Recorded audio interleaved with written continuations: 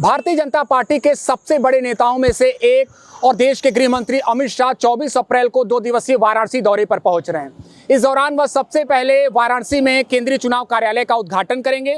इसके बाद वह बीजेपी कार्यकर्ताओं को लोकसभा चुनाव के लिए जीत का मंत्र देंगे। अमित शाह का यह काशी दौरा बेहद अहम माना जा रहा है और आगामी लोकसभा चुनाव से जोड़कर देखा जा रहा है।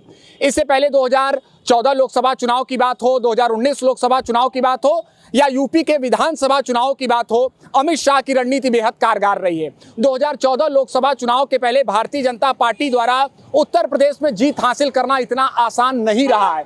खासतौर पर क्षेत्रीय दलों का यहाँ पर दबदबा देखा गया है। लेकिन निश्चित तौर पर जो रणनीति अमित शाह ने उत्तर प्रदेश के लिए तैयार की है वो बेहद कारगर मानी जाती है भारतीय जनता पार्टी के लिए, और यही वजह है कि दिल्ली का रास्ता बीजेपी के लिए बेहद आसान हो गया। 2014 में भारतीय जनता पार्टी की तरफ से अमित शाह को यूपी का प्रभारी बनाया गया था और उन्होंने अपनी रणनीति के बल पर भारतीय जनता पार्टी को अपने सहयोगी दल की मदद से 73 सीटों पर जीत दिलाई थी 80 सीटों में से। 2019 लोकसभा चुनाव परिणाम पर नजर डालें तो बीजेपी ने उत्तर प्रदेश में 64 सीटों पर जीत हासिल की थी, जबकि यहाँ के दो बड़े क्षेत्रीय दल समाजवादी पार्टी और बसपा एक साथ लड़े थे। वैसे कहीं न कहीं यही विजय रथ को अमित शाह आगे बढ़ाना चाहते हैं और 2024 लोकसभा चुनाव में भी भारतीय जनता पार्टी को प्रचंड जीत दिलाना चाहते हैं और इसी रणनीति के आगे और इसी रणनीति को वह कार्यकर्ताओं तक पहुंचाने के लिए वाराणसी पहुंच रहे हैं। हालांकि इस बार भारतीय जनता पार्टी का लक्ष्य इससे भी कहीं ज़्यादा है, संकल्प कुछ और है। भारतीय जनता पार्टी ने पूर्वांचल की सीटों पर, उत्तर प्रदेश की सीटों पर न केवल जीत बल्कि प्रचंड जीत, ऐतिहासिक जीत की तैयारी की है। बीजेपी कार्यकर्ताओं ने तो यहां तक दावा कर दिया है कि प्रधानमंत्री नरेंद्र मोदी वाराणसी से 10 लाख से अधिक वोटों से जीत हासिल करने जा रहे हैं और इसी कहीं न कहीं उसी संकल्प को पूरा करने के लिए अमित शाह वाराणसी पहुंच रहे हैं। वैसे देखना होगा कि कहीं न कहीं ये जो उनका जिया जाने वाला मंत्र है आने वाले समयों में कितना कारगर साबित होता है, लेकिन इसको लेकर बीजेपी कार्यकर्ताओं ने भी खास तैयारी की है।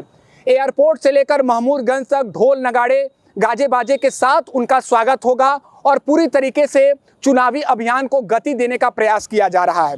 वैसे एक बात और हम आपको बता दें कि जब नरेंद्र मोदी प्रधानमंत्री पद के उम्मीदवार घोषित हुए थे भारतीय जनता पार्टी की तरफ से, इसके अलावा उनके वडोदरा और काशी से लड़ने का ऐलान किया गया था, तब किसी ने नहीं सोचा था कि उत्तर प्रदेश में बीजेपी प्रचंड जीत हासिल करेगी और वाराणसी से कहीं न कहीं उसकी शुरुआत होगी, वाराणसी उसका सबसे बड़ा केंद्र होगा। लेकिन इसमें निर्णायक भूमिका अमित शाह की रही है। अमित शाह ने 2014 लोकसभा चुनाव में उन आधारों पर काम किया जिसमें भारतीय जनता पार्टी को बड़ी जीत दिलाई। सक्रिय निष्क्रिय कार्यकर्ता हों, सकारात्मक नकारात्मक पहलू हों, हर विषयों पर अमित शाह ने ध्यान दिया। और एक खास बात हम आपको याद दिला दें कि प्रधानमंत्री नरेंद्र मोदी का नामांकन के दौरान 2014 लोकसभा चुनाव के दौरान किया गया रोड शो काफ़ी असरदार साबित हुआ था। न केवल वाराणसी की लोकसभा सीट पर जीत मिली थी बल्कि यही वजह थी कि भारतीय जनता पार्टी को पूर्वांचल की सीटों पर भी बड़ी जीत हासिल हुई थी। वैसे अब देखना होगा कि क्या उस विजय रथ को अमित शाह आगे बढ़ाने में सफल हो पाते हैं कि नहीं, लेकिन निश्चित तौर पर वाराणसी का इस समय सियासी पारा जो है वो बढ़ चुका है। एबीपी लाइव के लिए वाराणसी से निशांत चतुर्वेदी।